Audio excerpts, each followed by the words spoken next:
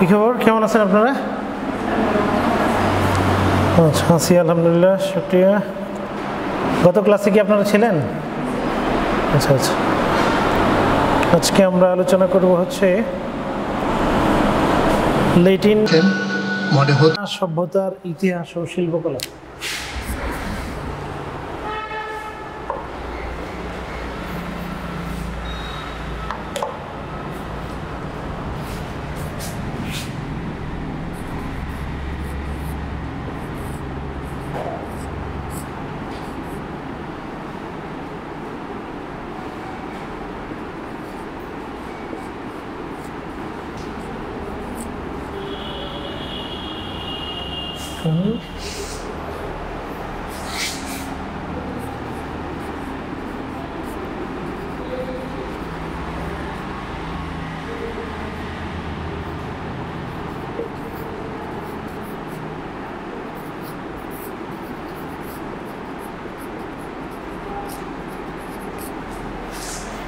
Latin American মায়া সভ্যতা ও শিল্পকলা।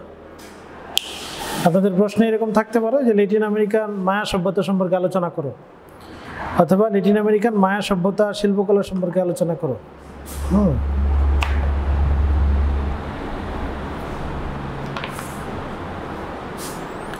তাহলে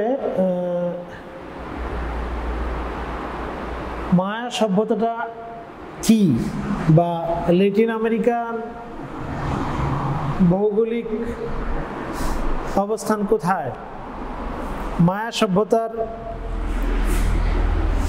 ইতিহাস, শিল্পকলা, আমাদের আলোচ্য বিষয় হচ্ছে আজকে এটা। আচ্ছা, মায়া সভ্যতাটা হচ্ছে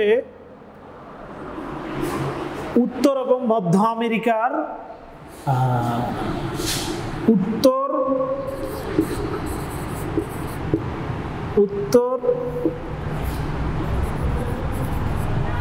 আমেরিকা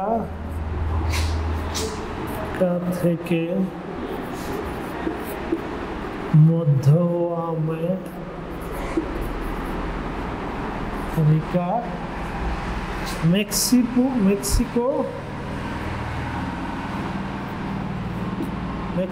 সীমান্ত পর্যন্ত।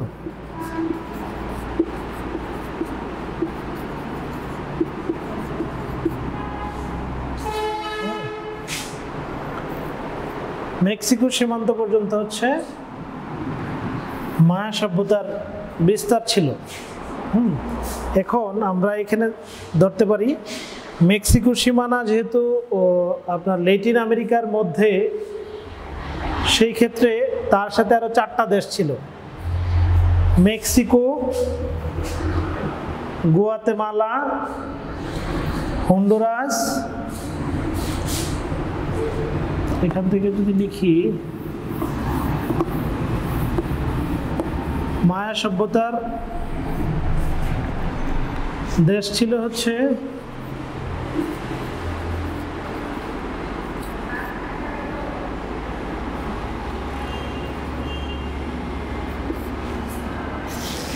মেক্সিকো, তারপরে হচ্ছে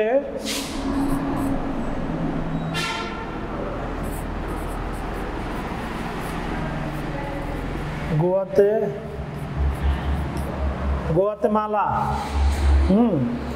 3 নম্বরে হচ্ছে হন্ডুরাস, বেলিজ।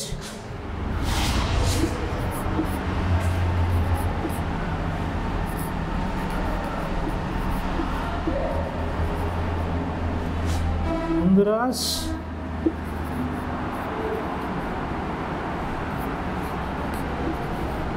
বেলিজ। 5 নম্বরে হচ্ছে এল সালভাদর।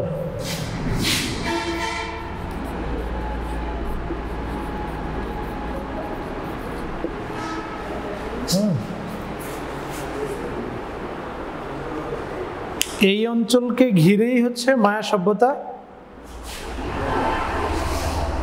শুরু হয়েছিল। সেটা খ্রিস্টপূর্ব 200 থেকে 250। সময়কালটা হচ্ছে খ্রিস্টপূর্ব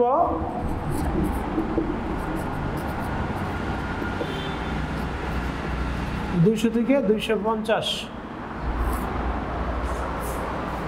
এই সময়কালে এটা হয়েছিল। এটা স্থায়িত্ব ছিল হচ্ছে 3000 বছরের মতো, আনুমানিক 3000 বছরের মতো এই ল্যাটিন আমেরিকান মায়া সভ্যতা স্টে করেছিল আর কি।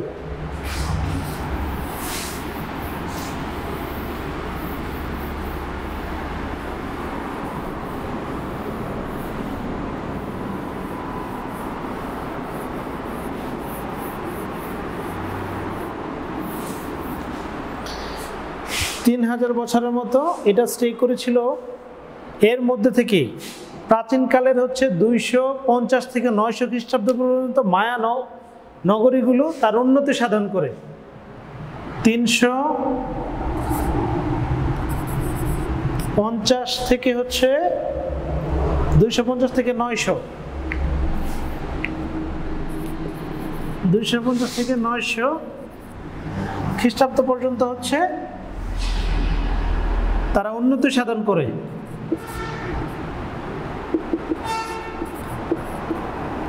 খ্রিস্টপূর্ব, হ্যাঁ, এই টাইমটার মধ্যে হচ্ছে তারা তাদের যে সভ্যতা এটার উন্নতি সাধন করে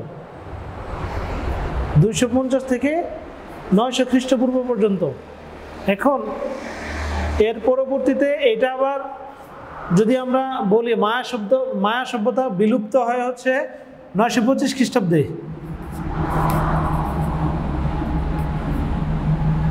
খ্রিস্টপূর্ব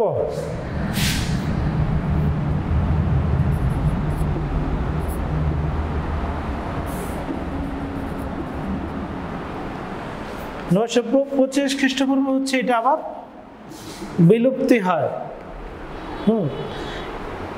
এটা বিলুপ্তি হওয়ার আরো বেশ কিছু কারণ আছে। উল্লেখযোগ্য কারণের মধ্যে একটা কারণ হচ্ছে জনসংখ্যা বৃদ্ধি। এত পরিমাণ জনসংখ্যা বৃদ্ধি হয়েছিল যে এখানে মানে আপনার পরিবেশ ভারসাম্য বলেন, তারপরে হচ্ছে শাসন ব্যবস্থা বলেন, তারপরে হচ্ছে সামাজিক পরিবেশ বলেন, মানে কোনো কিছুই মানে ঠিক ছিল না, সব ভেঙে পড়ছিল। আইনের কোনো শাসন ছিল না, যে যার মতো চলতো। হ্যাঁ, তখন তারা ওই সময়ে 925 খ্রিস্টপূর্বে হচ্ছে এটা বিলুপ্তি ঘটে আর কি, এই সভ্যতা।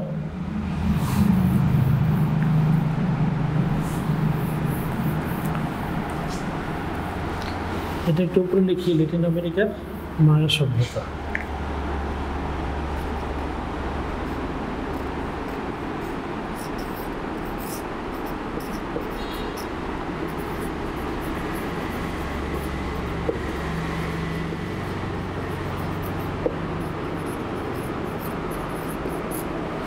ল্যাটিন আমেরিকান মায়া সভ্যতা, আচ্ছা। এখন আমরা ভৌগোলিক কারণ যদি এটা করতে চাই, তাহলে হচ্ছে আপনারা ল্যাটিন আমেরিকার বা আমেরিকার ম্যাপ কি আপনারা দেখছেন? উত্তর আমেরিকা, দক্ষিণ আমেরিকার ম্যাপ জানা আছে? হ্যাঁ, ম্যাপ যদি থাকতো তাহলে ভালো হতো, যেহেতু এখানে আপনার ভৌগোলিক কিছু বিষয় আছে, তো এটার জন্য হচ্ছে যে ম্যাপটা প্রয়োজন ছিল। যাক, আমরা ভৌগোলিক কারণের মধ্যে যেটা আমরা দেখতে পাই সেটা হচ্ছে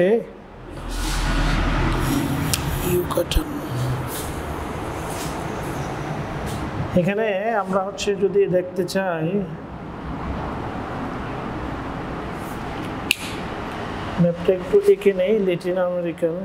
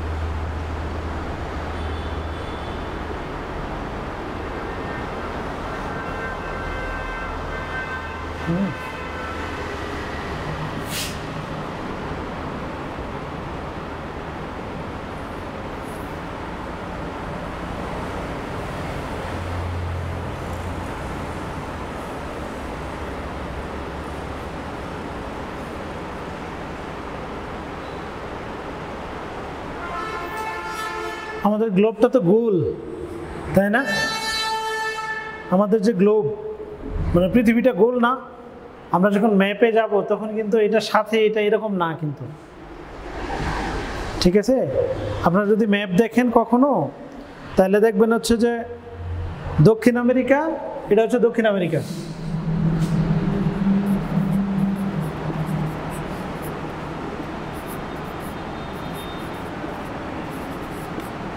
আর এটা হচ্ছে উত্তর আমেরিকা।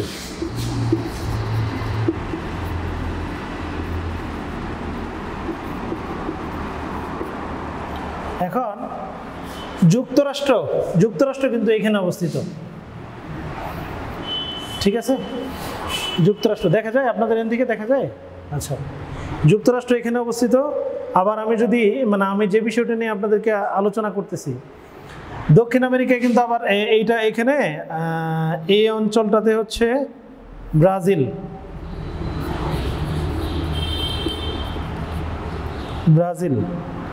এইটুকু হচ্ছে আবার আর্জেন্টিনা,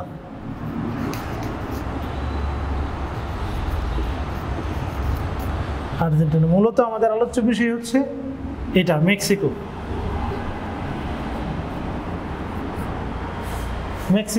ঠিক আছে? এই মেক্সিকোর পাশে আরো যে 4টা জায়গার নাম আমি আপনাদেরকে বললাম, গুয়াতেমালা, হন্ডুরাস, বেলিজ এবং এল সালভাদর।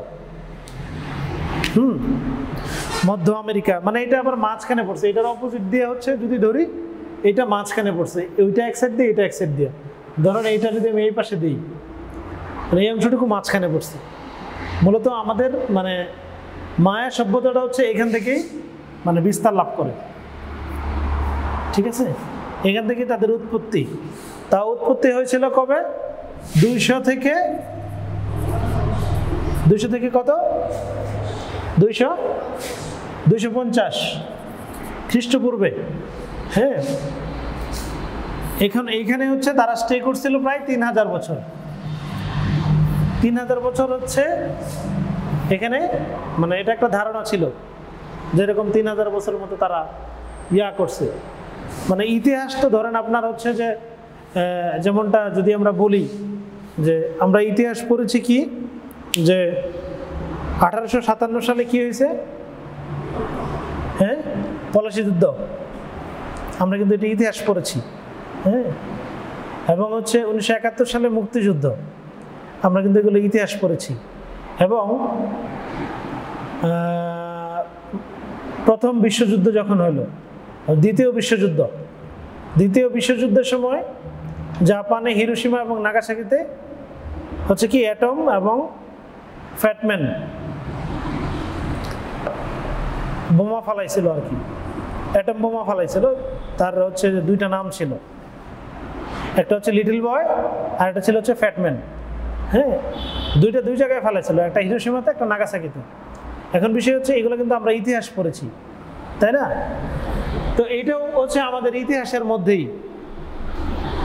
ইতিহাসের মধ্যে কি, যেমন ল্যাটিন আমেরিকার সভ্যতা, ইতিহাস এবং তার শিল্পকর্ম, তারা আসলে মানে কি ধরনের কাজ করত, তাদের সভ্যতাটা কেমন ছিল, বা ওই সময়কার মানুষগুলো মানে মানুষের জীবনযাপন, মানুষের কলাকৌশল, শিল্প, সংস্কৃতি, মানে মূলত বিষয়টা কিন্তু এটাই। যেমন আমরা যদি ধরি ওই সময় হচ্ছে এটা মানে রাজ্য শাসিত বা রাজাদের শাসিত ছিল। যেমন এখন আমরা যেরকম দেখতেছি 100 বছর বা 200 বছর বা 500 বছর আগে কিন্তু এরকম ছিল না। এই বাংলাদেশ কিন্তু রাজারা শাসন করেছে। যদি আমরা বলি 100 বছর আগে, তাহলে কি এখানে রাজারা ছিল।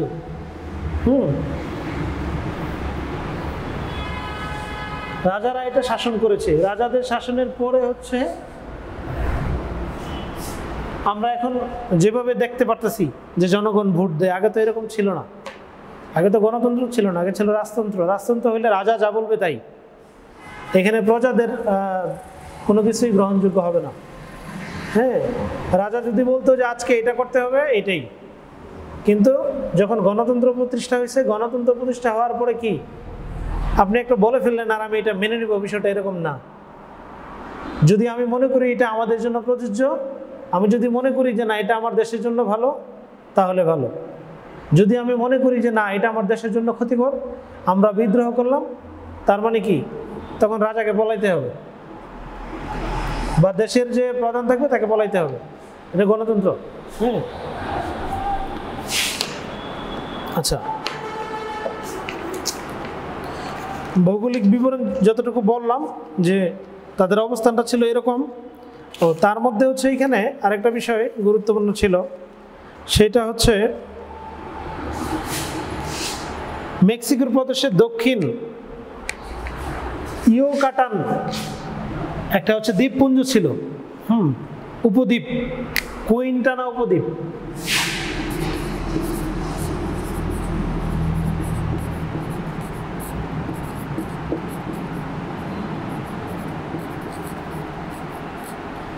এই কুইন্টানা উপদ্বীপ থেকে মূলত হচ্ছে মায়া সভ্যতার বিকাশ শুরু হয়। এবং এইটা যখন হচ্ছে ধ্বংস হয়, তখন এখানে মানে যে রাজা ছিল আর কি, চিচেন ইৎজা, এগুলো নাম তো শুনছেন না আপনারা?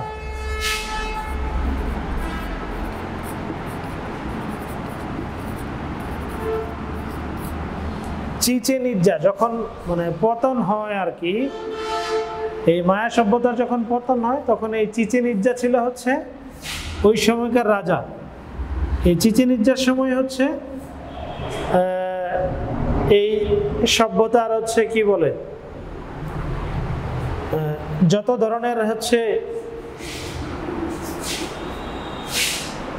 ধরনের মানে একটা দেশ পরিচালনা করার জন্য ভৌগোলিক পরিবেশ, তারপর হচ্ছে জলবায়ু, তারপর হচ্ছে জনসংখ্যা, অর্থনীতি, সব কিছুই কিন্তু ডিপেন্ড করে। যখন দেখবেন আপনার হচ্ছে অর্থনীতি অবস্থা ভালো না, তখন চাইলে কিন্তু আপনি একটা দেশ চালাতে পারবেন না। অর্থনৈতিক অবস্থা যখন দেখবেন আপনার খারাপ হয়ে গেছে, তখন কারণ একটা দেশের মূল চালিকা শক্তি হচ্ছে অর্থনীতি। যখন অর্থনীতি ভঙ্গুর অবস্থা হয়ে যাবে, অর্থনীতি যখন মানে খুব স্বাভাবিক থাকবে না এবং বৈদেশিক যখন চাপ থাকবে, বৈদেশিক শত্রুদের আক্রমণ থাকবে, তখন চাইলেই আপনি একটা দেশ যেভাবে আগে চালাইতে পারতেন ঠিক এভাবে চালাতে পারবেন না, অনেক বাধার সম্মুখীন হতে হয়। এই অবস্থা যখন মানে তারা ধরলো, এবং হচ্ছে শুধু এইটা না, এই অর্থনীতির সাথে জড়িত হচ্ছে কারা, যারা উৎপাদন করতেছে। ধরেন কৃষক জমি থেকে ধান উৎপাদন করতেছে, ঠিক আছে, শ্রমিক এখান থেকে হচ্ছে মজুরি নিচ্ছে, তারপরে হচ্ছে এটা পরে আপনি বাজারে বিক্রি করতেছেন, বাজারজাত করতেছেন। ভোক্তা হচ্ছে এখানে, ভোক্তা হচ্ছে এখান থেকে আপনার কিনে নিচ্ছে, এবং সেই কিনে নেওয়ার পরে এখান থেকে হচ্ছে আপনি যে প্রফিট পাচ্ছেন সেইটা দিয়ে হচ্ছে আপনি শ্রমিকদের মজুরি দিবেন এবং আপনি বেনিফিটেড হবেন। যখন এই জিনিসগুলো হচ্ছে মানে চেইন অফ কমান্ডের মধ্যে নাই, শৃঙ্খলাবদ্ধের মধ্যে নাই, তখনই হচ্ছে এই চিচেন ইৎজা হচ্ছে, তখন এটা ওই সময় আর কি বিলুপ্ত হয়েছিল। মানে লাস্ট সময়ে যার হাত ধরে বিলুপ্ত হয়েছিল তার নাম ছিল হচ্ছে চিচেন ইৎজা। এবং এইখানে আপনার যে কোনো সরকার বা যে কোনো রাজা যখন সে তার সত্যটাকে আপনার হচ্ছে লুকায়িত করে রাখবে, আপনি সত্যকে কিন্তু লুকায়িত রাখতে পারবেন না। ধরেন আপনার পকেটে টাকা নাই, আপনি মিথ্যা আশ্বাস দিয়ে কতক্ষণ চলতে পারবেন? ঠিক আছে, আপনার পকেটে টাকা নাই, অর্থনৈতিক আপনি স্বাবলম্বী না, কিন্তু আপনি মানুষকে মিথ্যা আশ্বাস দিয়ে কতক্ষণ থাকতে পারবেন? 1 ঘন্টা, 1 দিন, 2 দিন, 3 দিন, 5 দিন, 7 দিন। যখন আপনি অর্থনৈতিক সমস্যায় পড়বেন, তখন কিন্তু আপনার মানুষ দেখবে যে একদিন, 2 দিন, 3 দিনে এটা সুরাহা হচ্ছে না, সমাধান হচ্ছে না, তখন কিন্তু তারা যে কোনো সময় বিদ্রোহ ঘোষণা করবে যে আসলে মনে হচ্ছে আপনাকে দিয়ে আমাদের হবে না, এই জন্য আমরা আপনাকে চাই না।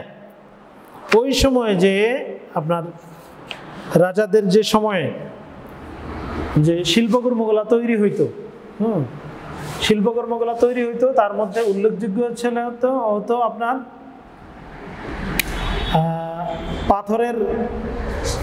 পাথরের মধ্যে হচ্ছে খোদাই করে, কাঠের মধ্যে খোদাই করে হচ্ছে চিত্রকর্ম তৈরি করা হতো। যেমন একটা সময় আপনারা যদি দেখবেন যে বিশেষ করে আগের দিনের যাদের বাসায় হচ্ছে কাঠের কিছু সরঞ্জাম আছে বা কাঠের আসবাবপত্র আছে, এগুলো কিন্তু আপনার প্রচুর পরিমাণে নকশা করা ছিল। বিশেষ করে আপনি রাজাদের যদি কোনো কোনো রাজবাড়িতে যদি গিয়ে দেখে থাকেন, ওখানে দেখবেন হচ্ছে অধিকাংশ জিনিস এবং এত সুন্দর করে তৈরি করা ওই সময়ে, যে এটা দেখতে অনেক সুন্দর এবং অনেক নকশা করা। এখন চিন্তা করতে পারেন এই 100-200 বছর আগে মানুষ ওই সময় এগুলো চিন্তা করছে। আপনি যখন একটা এই দরজায় বা এই জানালায় যখন আপনি একটা নকশা করবেন, অবশ্যই তো আপনাকে এটা আগে চিন্তায় আনতে হবে। চিন্তায় আনার পরে দেন আপনি ওটাতে অ্যাপ্লাই করবেন, অ্যাপ্লাই করার পরে হচ্ছে এটা সৌন্দর্য আপনি দেখবেন।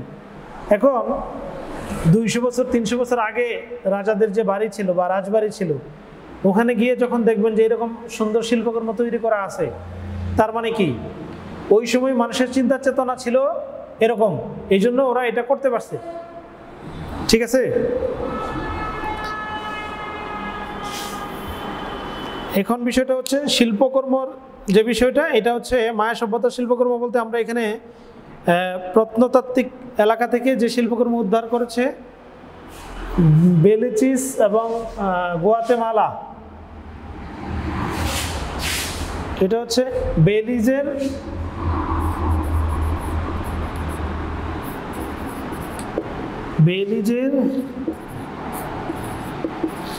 গুয়াতেমালা সীমান্তবর্তী অঞ্চলে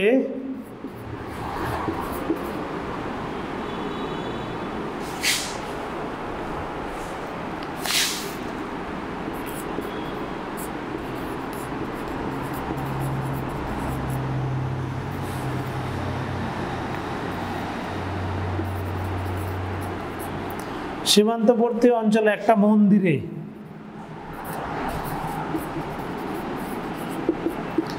মন্দিরে হচ্ছে বড় পাথরের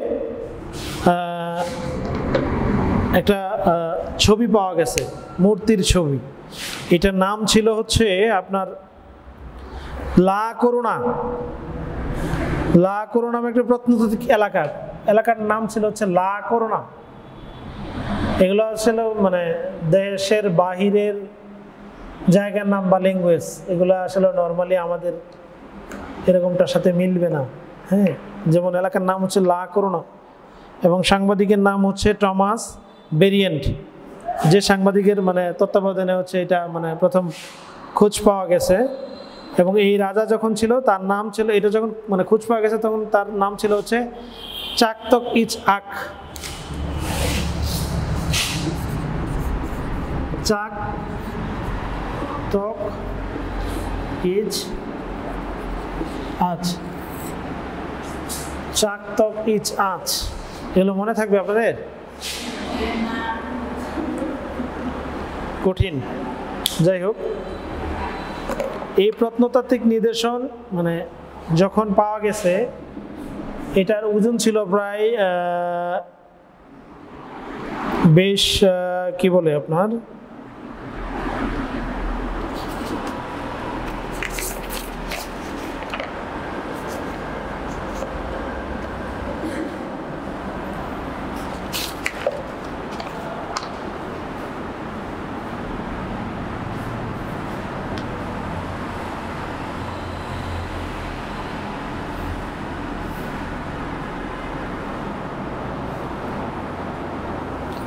প্রায় 1 টন ওজন আর কি, ওজন 1 টন। 1 টন সমান হচ্ছে 1000 কেজি। 1 টন ওজনের একটা মানে পাথর ছিল, ওই পাথরের মধ্যে হচ্ছে চিত্রকর্ম খোদাই করা ছিল। চিত্রকর্ম পাওয়া গেছে হচ্ছে বেলিজের গুয়াতেমালা সীমান্তবর্তী অঞ্চলে একটা মন্দিরে। হ্যাঁ, এটার ওজন ছিল প্রায় হচ্ছে 1 টনের মতো, এবং সেটা মায়া সভ্যতার অন্তর্ভুক্ত। মায়া সভ্যতার যখন ছিল ওই সময়কার মায়া সভ্যতার লোকজনের হচ্ছে তারা হচ্ছে পারদর্শী ছিল হচ্ছে আপনার জ্যোতির্বিদ্যা, সংখ্যা পদ্ধতি।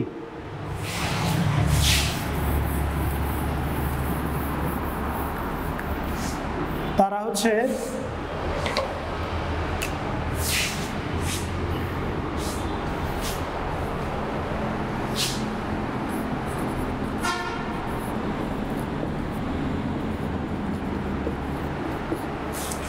জ্যোতির্বিদ্যা,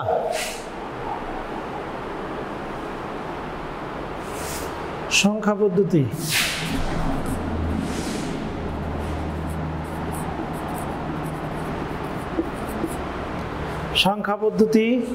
তারপরে হচ্ছে ক্যালেন্ডার লিখন পদ্ধতি, মায়াদের ধর্ম, ক্যালেন্ডার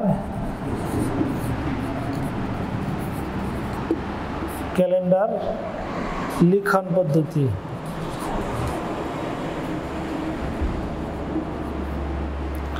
যেমন জ্যোতির্বিদ্যা, মায়াদের জ্যোতির্বিদ্যার বৈশিষ্ট্য হচ্ছে তারা ওই সময়ে গবেষণা করতো মহাকাশ নিয়ে। ওই সময়ে তাদের মানে গুরুত্বপূর্ণ বিষয় ছিল যে চাঁদ এবং সূর্য এটা আসলে কিভাবে তৈরি হয়েছে, বা এটা কিভাবে সৃষ্টি হয়েছে, এটা কিভাবে ঘূর্ণায়মান, এবং গ্যালাক্সি সম্পর্কে তাদের অনেক ভালো আইডিয়া ছিল। এবং তারা হচ্ছে আমরা যে দিন যেভাবে কাউন্ট করি 365 দিনে 1 বছর, কিন্তু তাদের এখানে 365.2422 365.2422 তারা হচ্ছে এই হিসাব করে হচ্ছে কাউন্ট করতো। ঠিক আছে, মানে 365 দিন, আমরা 365 দিনে 1 বছর ধরি। তারা ওই সময়ে এইটা হিসাব করে বের করছে যে এইখানে হচ্ছে 365 দিনে যে হিসাবটা আমরা বের করি, যে বিজ্ঞান বলে, আধুনিক বিজ্ঞান বলে একটি চন্দ্র মাস হয় হচ্ছে 29.53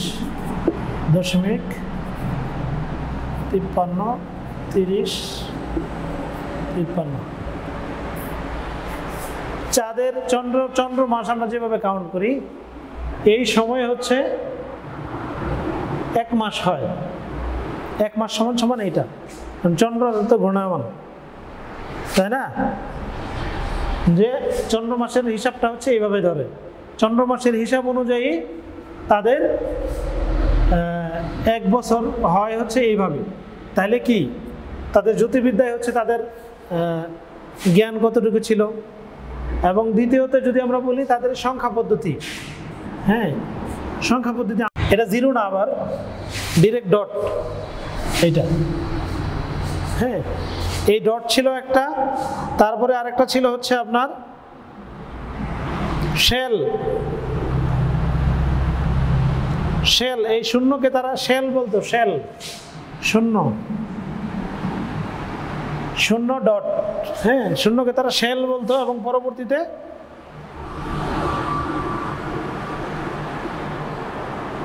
মানে এইভাবে মানে তারা কাউন্ট করতে হচ্ছে 20 পর্যন্ত। যেমন আপনি মনে মনে যদি ধরেন, যদি কেউ হচ্ছে আপনার ইয়েতে দেখবেন, যারা হচ্ছে লোকালি বিজনেস করে, আপনি যখন একটা পণ্য কিনতে যাবেন বা একটা কাপড় কিনতে যাবেন, দেখবেন ওই ট্যাগের মধ্যে এরকম নাম্বার দেওয়া থাকে।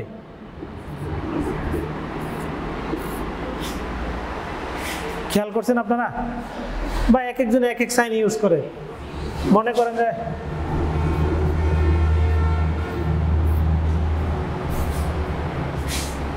এরকম ইউজ করে না,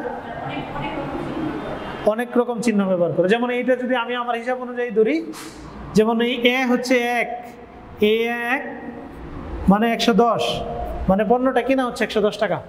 আপনার হচ্ছে এই কাপড়ের ট্যাগের মধ্যে দেখবেন এরকম লেখা আছে, ঠিক আছে, বা আপনারা যখন বোরকা বা হিজাব কিনতে যান দেখবেন যে এরকম বিভিন্ন ধরনের সাইন দেওয়া আছে, বা এক একজন এক এক রকম সাইন ইউজ করে, ঠিক আছে, এরকমও দেওয়া আছে।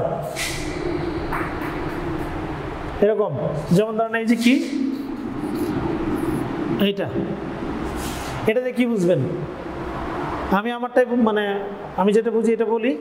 এটা হচ্ছে যেমন এটা একটা টিক চিহ্ন, এটা 1, এটা আরেকটা টিক চিহ্ন, এটা 1, এটা হচ্ছে 0, 110। আর আপনি তো চিন্তা করলেন যে না আমি তো এটা জানি A0 = 110, এটাও হইতে পারে। এটা এক একজন এক এক সাইন ব্যবহার করে। এখন মনে করি সব দোকানদারই যদি এটা ব্যবহার করে তাহলে তো বুঝে ফেলবে। আবার অনেকে ব্যবহার করে কি XX0, একটা X মানে 100 আর একটা X মানে 100, 200, বা একটা X মানে 1 আর একটা X মানে 1 আর একটা 0 হচ্ছে 110। মানে সাইনের প্রকার ভেদগুলো আমি বলতেছি। হ্যাঁ, এগুলো বলার অর্থই হচ্ছে এটা। এবং এই যে এখানে 0 এবং 1 বাইনারি ডিজিট যেটা বলি আর কি, 0 এবং 1, এটা দিয়ে তারা হচ্ছে 20 পর্যন্ত কাউন্ট করতো। এখন আপনি মনে করেন যে এটাকে যদি আপনি 0 এবং 1 যদি ধরেন, তাহলে যদি আপনার মানে দিতে হয়, আপনি 3 লিখবেন, তাহলে কিভাবে? যেমন 3 লিখতে গেলে 0 1 0, তখন আপনি বুঝে নেবেন যে না এটা মনে হয় 3 আনুমানিক, ঠিক আছে। এই যে এই বিষয়টা, এবং তারা ইউজ করতে হচ্ছে ডট। মানে আমার কাছে যেটা মনে হচ্ছে ওই সময় থেকে হয়তো এই বাইনারি ডিজিটগুলো যে আসছে 0 1, হয়তো ওখান থেকে হয়তো উৎপত্তি হয়েছে, ঠিক আছে। এবং তারা হচ্ছে পরবর্তীতে এই যে সংখ্যা পদ্ধতি যেটা বললাম, যে ওই শূন্যের যে ধারণাটা, যে শূন্য যে একটা মানে আপনার ডিজিট, ওই সময় থেকে এই ধারণাটা এসেছে যে এইটা একটা ডিজিট, এটাকে আমরা ব্যবহার করব। যেমন আমরা যেটা ব্যবহার করি 1, এটা আমরা কি বুঝি 100। আবার যখন এটা লেখা থাকে তখন বুঝি কি 10, মানে একটা 0 10, 2টা 0 100, 3টা 0 1000। আমরা কি তাহলে এখানে কি ব্যবহার করলাম? ধরেন ওদের এখানে যেরকম ছিল যে 0 এবং 1, 0.1, এখন আমরা কি ব্যবহার করলাম? 100, 100 তো হচ্ছে বুঝতেছি, আমরা বুঝতেছি 100। হ্যাঁ, এখন আমাদেরকে যদি আমরা ছোটবেলায় যদি এটা করতাম 00100, ধরেন এক্সাম্পল, আমরা ছোট থেকে এইটা পুরো অভ্যস্ত, যদি এরকম হইতো তাহলে আমরা বুঝতাম কি আমাদের টাকা পয়সা এবং অর্থনৈতিক লেনদেনে 0 এবং 1। অ্যাজ লাইক আমি আপনাকে বলি, আপনি যখন কোনো ফোন নাম্বার ইউজ করবেন, ফোন নাম্বারের শুরুতে কি সংখ্যা, যে কোনো নাম্বার হোক, 01 আছে নাকি? যে কোনো ফোন নাম্বার হোক, সেটা গ্রামীণ, রবি, এয়ারটেল, টেলিটক, বাংলালিংক বা অন্য যেটাই বলেন না কেন, মানে এটার শুরুতে কি 01 দিয়েই আমাদের শুরু, 6 7 8 9। মূলত তো এইভাবেই আসছে, তাই না? 0 এবং 1 সামনে আছে। এখন আমরা যদি ছোট থেকে যদি আমরা পড়ে আসতাম এটা 100, আমরা এখন সেটাই করতাম। এখন আমাদের বিষয়টা হচ্ছে এরকম 100, এটা 100। যদি আমাদের ওই গণনাটা ওই সময় যদি এটা হইতো 1.0.0, মানে মায়া সভ্যতার যারা মানে তাদের যে ধারণা ছিল, তারা এই হিসাব অনুযায়ী তারা 20 পর্যন্ত চালাতে পারতো। 20 পর্যন্ত হচ্ছে মায়া সভ্যতা, এটা দিয়ে হচ্ছে কাউন্ট করতো 0.1। আচ্ছা, এখন হচ্ছে মায়া সভ্যতার ধর্ম। মায়া সভ্যতার ধর্ম ছিল এরকম, মানে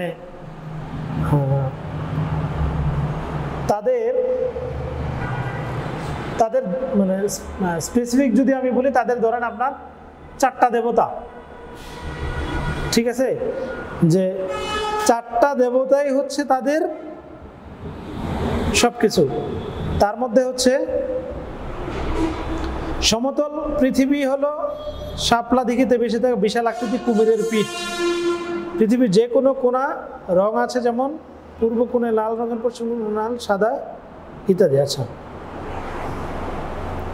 পৃথিবীতে কুমিরের মতো 2 মাথাওয়ালা সাপ অংশ বিশেষ আকাশে 4 কোণায় বাঁকা কুচু ধরে রাখত। তারা হচ্ছে মূলত 4 জন দেবতার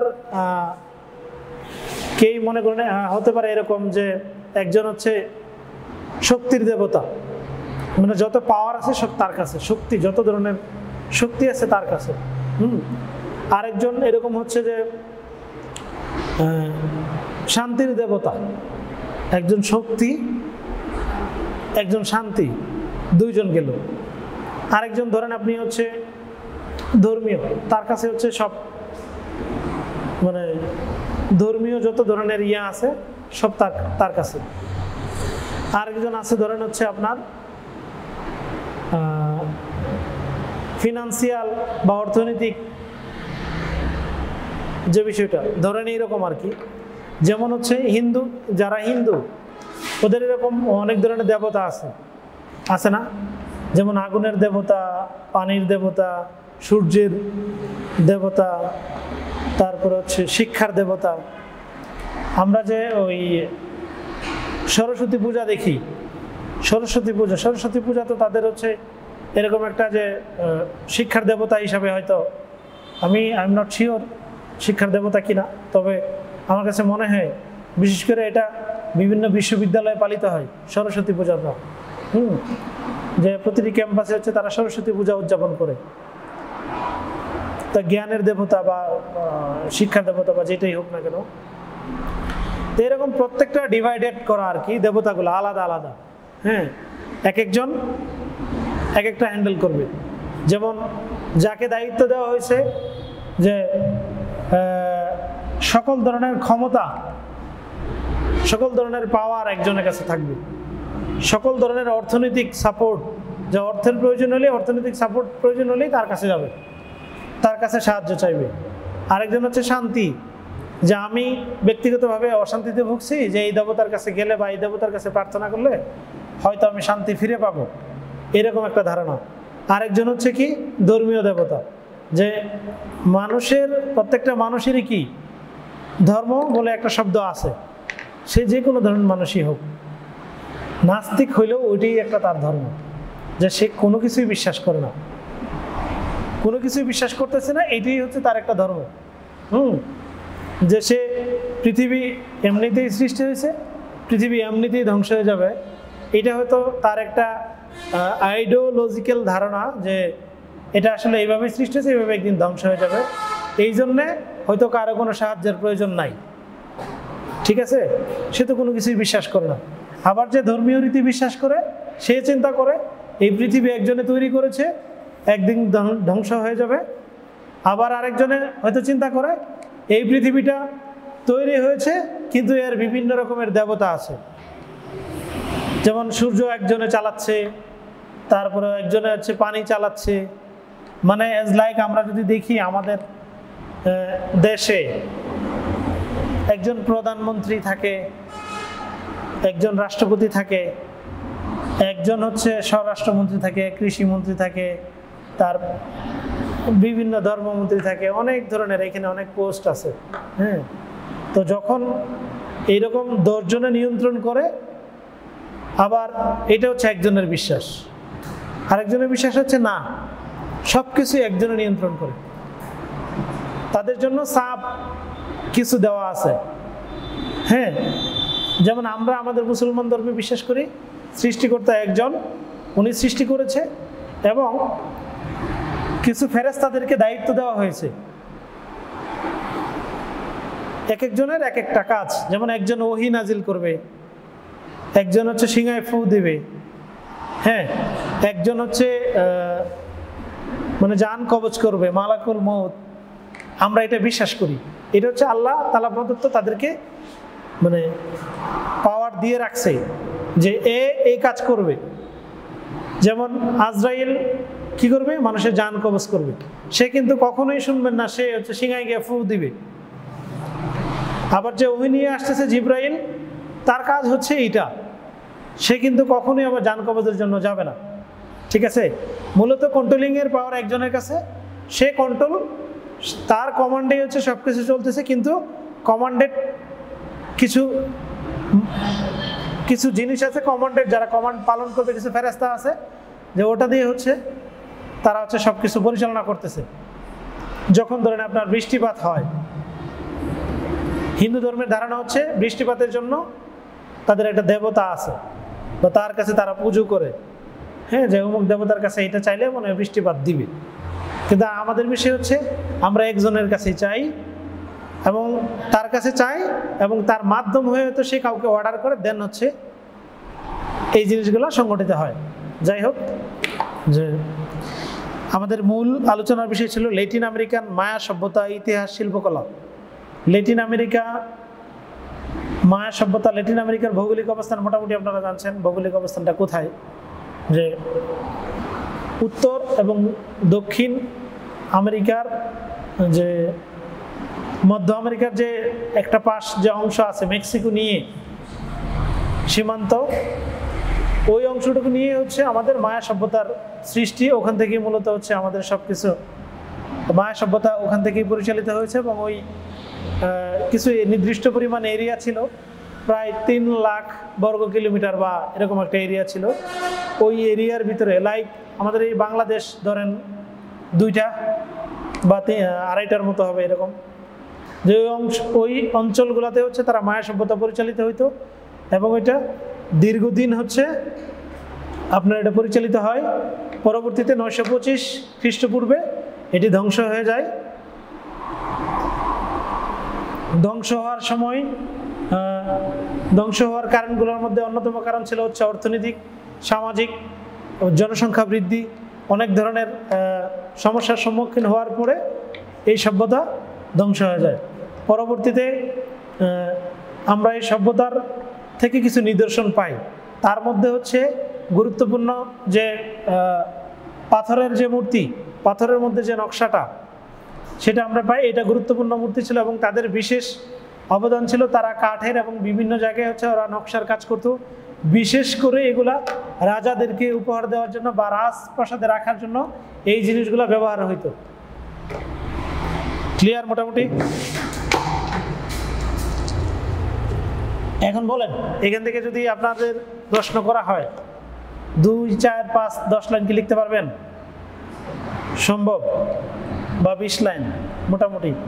এবং আপনারা এই শীট আর একটু মনোযোগ দিয়ে পড়লে হয়তো আর একটু ভালো কিছু জানতে পারবেন এবং আপনাদের পরীক্ষার জন্য প্রিপারেশন নিতে সহজ হবে। এবং খুব শীঘ্রই আপনাদের পরীক্ষা মনে হয় শুরু হয়ে যাবে। দ্যাটস ওয়াই আপনাদের প্রিপারেশনটা ওইভাবে নিয়েন, শুধু এই শীত কেন্দ্রিক না হয়ে আপনারা নিজেরাও অনেকে স্মার্টফোন ব্যবহার করেন। এখন মনে করেন এই শীটে ভৌগোলিক অবস্থান দেওয়া না, মানে ছবি দেওয়া নাই, কথার কথা, যে আপনি যখন ম্যাপটা দেখতে যাচ্ছেন বা গ্লোবটা দেখতে যাচ্ছেন, যদি গ্লোবের এখানে গিয়ে যদি দেখেন যে আমাদের আজকে যে ক্লাস করলাম, তাহলে হচ্ছে কোথায় উত্তর আমেরিকা, কোথায় দক্ষিণ আমেরিকা, কোথায় মায়া সভ্যতার, কোথায় মেক্সিকো, কোথায় হচ্ছে আপনার হচ্ছে গুয়াতেমালা, এগুলো হচ্ছে যে অনেক আগের নাম ছিল, হয়তো এখন ম্যাপে এগুলো নাও থাকতে পারে। যেমন যদি আপনি 71-এর আগে যদি আমাদের বাংলাদেশ নামে খুঁজতেন, তাহলে কি পাইতেন? আমাদের খুঁজে পাওয়া যাইতো ম্যাপে। 71-এর আগে যদি আপনি ম্যাপ খুঁজেন, তাহলে এটার নাম ছিল ইস্ট পাকিস্তান, রাইট? 71-এর আগে যদি আপনি খুঁজতেন, তাহলে কি ইস্ট পাকিস্তান। 71-এর পরে হচ্ছে কি বাংলাদেশ। সেম এই জিনিসগুলাই, এগুলো আগে ছিল এই নামগুলাতে, ঠিক আছে? মেক্সিকো ঠিক আছে, আর আর বাকি যেগুলো আছে এগুলো হয়তো এখন নাই, বা পাশে অন্য কোনো রাষ্ট্র এখন অন্য নাম দিয়ে স্বাধীনতা অর্জন করে নিয়েছে। যাই হোক, আপনাদের আমি আশা রাখি যে সামনে পরীক্ষায় আসলে ভালো কিছু আনসার দিয়েন, একটু পড়াশোনা করে। সবাইকে আজকের মতো ধন্যবাদ। সামনে হয়তো আবার কোনো ক্লাসে দেখা হবে।